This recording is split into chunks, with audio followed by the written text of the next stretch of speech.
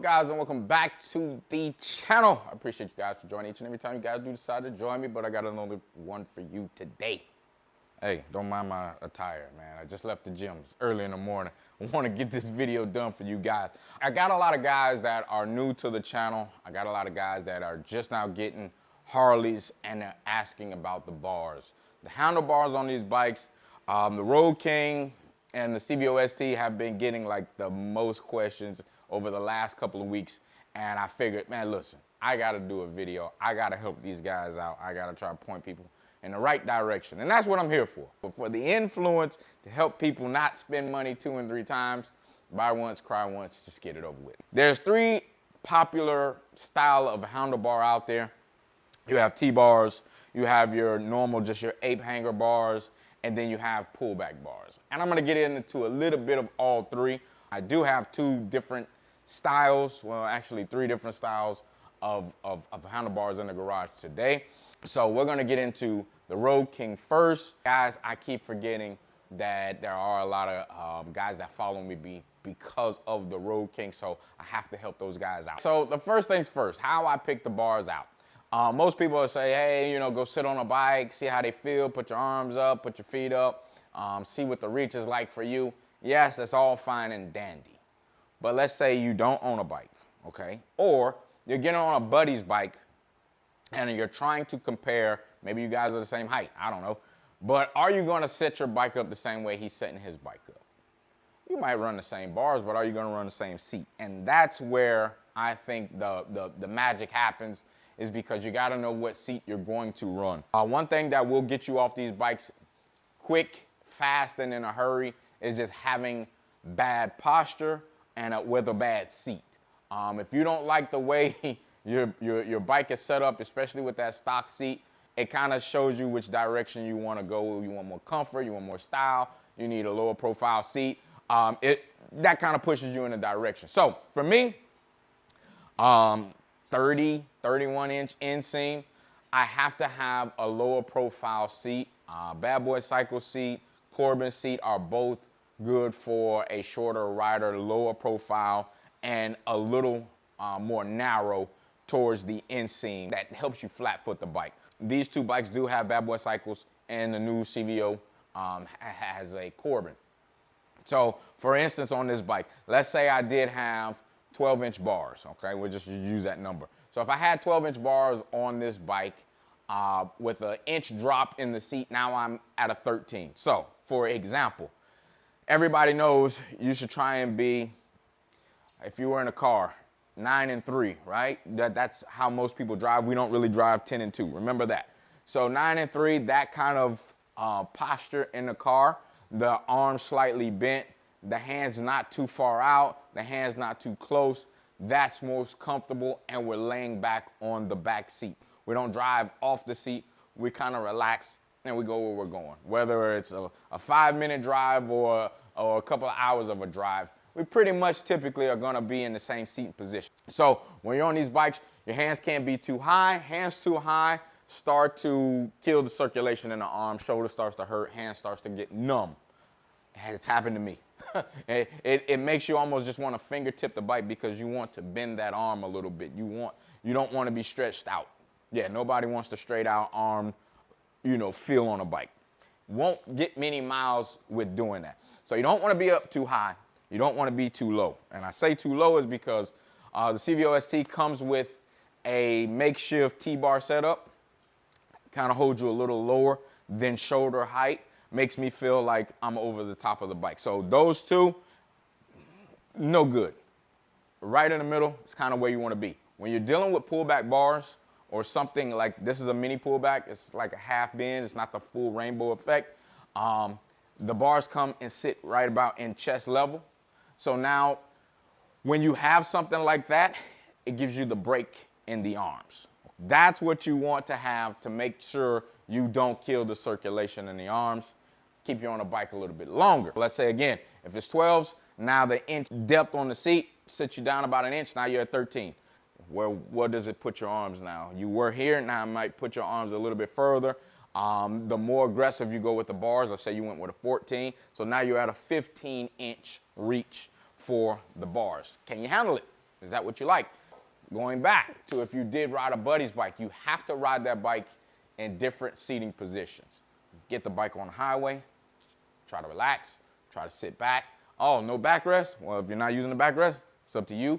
But try to get as comfortable as possible because that's gonna do the telltale sign of how you are going to need your bars. How you're going to need your seat is most important. So seat before bars.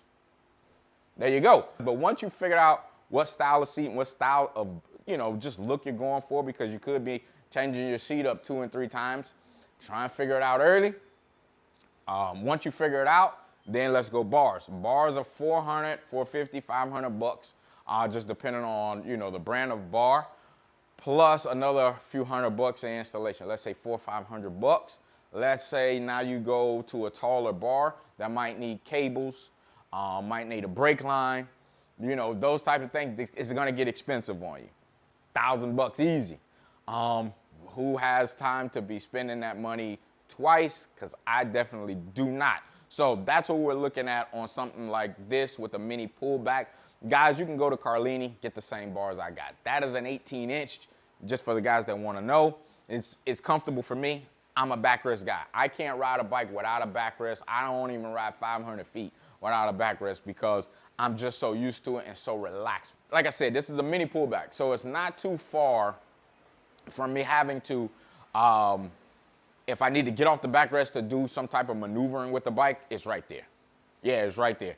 I don't lean back so far where I'm like, acting like I'm in a lazy boy or anything like that. So if something does happen now, it takes more time, or I try to maneuver from leaning back. Nah, that's not what this bike does. The way these bars are positioned is perfect. And I think from bar end to bar end is either 39 inches or 37 inches. I can't remember off the top of my head, but it's somewhere around in there, 37 and a half, something crazy like that. But perfect setup for what I'm doing. Also, before I get any further, if you notice, there's no crash bars on this bike, or no tip over bars, or no engine guards, whatever you want to call it. That's because as soon as I get on this bike and I get in my position, I don't need them. My feet do not have to go any weird direction. I don't need to push off highway picks to keep me in a certain position. I just fall right into position on this bike. One last thing before I leave this bike and move on over to bipolar here, my Road Glide. I have the mirrors turned over. Most guys are doing mirrors turned over because they think it's cool, okay? That's not why we turn the mirrors over. They call this a Cholo style. Cholo is basically, you see the chromed out old school Road Kings, and the bars are super high. Well, if the bars are super high, you can't see out of the mirrors. You gotta imagine that. I'm like a bus driver. I'm looking up to look back, and I'm missing everything that's right here. I'm missing my corners. I'm missing my blind spots. So in order to combat that, you flip the mirrors over. So now the mirror is right here. And it's just like on your car. You take a straight look here, you take a straight look here, and you can see what is immediately in your blind spots. So for taller riders, this is pointless because they can't see. Taller riders usually have they got longer arms. So their arms are gonna sit out. They're not gonna go super high. They're not gonna go super low. They're gonna go straight shoulder level. Well, if you're shoulder level, you can't see the mirror. You have to look under your arm to see the mirror to see what's in the blind spot. You might as well just turn your head. So don't fall into the trap, guys, of the guys out there saying, oh, I do this on all my bikes because I love it and it just looks so cool. It does them absolutely no justice. Guys, I would tell you if there was something different. Like I said, these are 18-inch bars. I'm 5'8" on a good day. So that's exactly why we flip the bars over. Yeah, it looks cool, but it serves a purpose. Now, let's just move over to the Road Glide. So the Road Glide, guys, has 12-inch factory 47 bars on it. There's no mirrors on this bike. This is a strictly race bike. If I take this bike out, I'm doing a lot of head turning anyway. I do not need the mirrors because I don't do trips or anything crazy on this bike anymore. But let me tell you something. These are 12-inch factory 47s, a very solid bar. These are 1.5 inch, very rigid bar. Because they're 12-inch, there's no movement. 18-inch, you might have a little bit of movement. And by the way, I had to change out the bushings immediately as soon as you go and switch over. Do not use your factory bushings. It's kind of gonna feel a little sloppy on you. So the green bushings are in this bike. Green bushings in this bike, green bushings in that bike. But 12-inch, very solid. These bars are just as wide as these bars. Is nothing crazy. Like I said, 37, 39 inches wide. I can't remember off the top of my head, but that's what you kind of want. It's not too wide, it's not too close. For me, I like a bar that sits right outside the chest. I lean the bike, I dip the bike, I'm in total control. We never turn wheel to turn these bikes anyway, so you want more of a lean effect, and you don't want a sharp turn. You don't want your arms in here doing that. Nah, not gonna help. So, like I said again, 12-inch, factory 47, these are 8-hanger bars, just very short. Used for just what this bike is for. Being aggressive, drag racing if you will. Keeps me on the backrest, but doesn't require me to stay on the backrest. I have to push the seat up a little bit towards my back versus these. I can rock them all the way back and lean back because the bars are bigger. So shorter bars, push the seat up a little bit, get in there, relax. Figure out your 2 different riding positions, guys. Like I said, you're either gonna be back and relaxed or you're gonna be up and alert and ready to move. That's it. Moving right along, let's go to the CVO ST. Now, I'm gonna move you in a little closer on this one. Let me get behind the camera, guys. What I'm trying to show you is how far I'm leaning back and then how far the bars would be away from my hands or my chest area.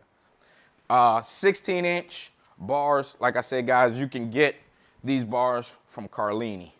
I don't need highway pegs for this. I'm here, I'm relaxed. Let me show you what it looks like when I'm just sitting. I'm here. It's not a bad look.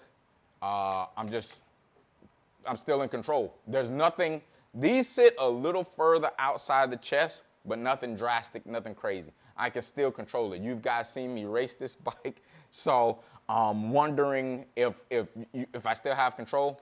Yeah, of course, absolutely. I wouldn't even put bars on here like this. Now, the reason why these bars are so wide and split is because you have a 13.5-inch display screen.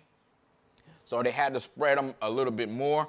But like I said, right off the kickstand, I'm in control of the bike. I'm waiting on the light.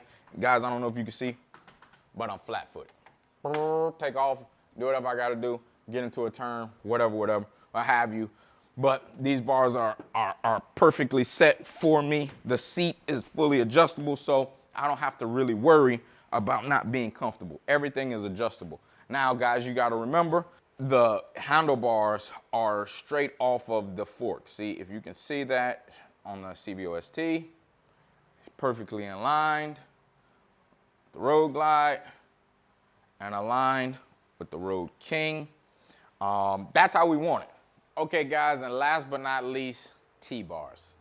Typically the most expensive, but typically the strongest. Best looking, best quality. Just so much goes into T-bars, guys. The geometry, the things that they have to make sure that are right to make these T-bars work. I think they're probably worth the money for some people. For me, not so much. I do a different style of riding. You got to think about it this way. Strength, by far, hands down, T-bars. No movement in those bars. The stunner guys, the guys that do the wheelies, the guys that do the road course, all use some sort of a T-bar. That's their control. It's not as wide, it's not as relaxed, it's much more aggressive. You know, if you come back from a dirt bike background, you want that stance on your bike. Now, there's so many different ones out there, and there's so many different brands. You can start off as cheap as you want, from $500 to $600, all the way up to $2,000, $2,500. Just all depending on the setup that you're looking for and the style and the look. The guys now put so many other parts into a T-bar setup, so to speak, to make it more comfortable for them. The pullback, the rides are so tall now, all those different things, but you have to be into it. For me, it would definitely block my monitor, my screen. It's 12.3-inch screen. I don't want that. I want to be able to see the screen. I want to see my navigation. I enjoy the luxuries of this bike. I don't think they make one that does not block the view. Because if you want it to be comfortable, it has to be taller and it has to kick back some. I put a couple of them up here just to show you what I mean and how they block the screen and what these guys are looking for out of these bars. And like I said, by far have to be the strongest, but I wouldn't say it will be the most comfortable. So that choice is yours. If that's the style and the look that you're going for, by all means, a good brand of T-bar setup would be perfect for your ride. It's something that you'll probably never have to take off, and you can always build on to something like that. If you don't like how much kickback it has, you change out for another kickback plate, and then here you go, you back off and ride in. But something like this is fixed. That's all you're gonna get. Once it's on there, it's on. You try to feel how much pullback you want, you know, how far you want it to lean back on you. Like I said, guys, we go by the forks. But, you know, like I said, T-bar is just a totally different animal. It's more adjustability at the same time. But one thing I don't see them do is usually have a backrest that they are leaned back on because the bar is so far away. Different strokes for different folks, guys. But hey, like I said, if you have any questions, comments, hit me in the comment section, guys. If you like what you've been seeing, make sure you share these videos. If you haven't already, go to my Instagram page, TheRealOfficialMac, and just go ahead and hit the follow button. Yeah, all these things help. Let's get this channel growing a little bit, guys. So, any more questions? You know what to do. Peace.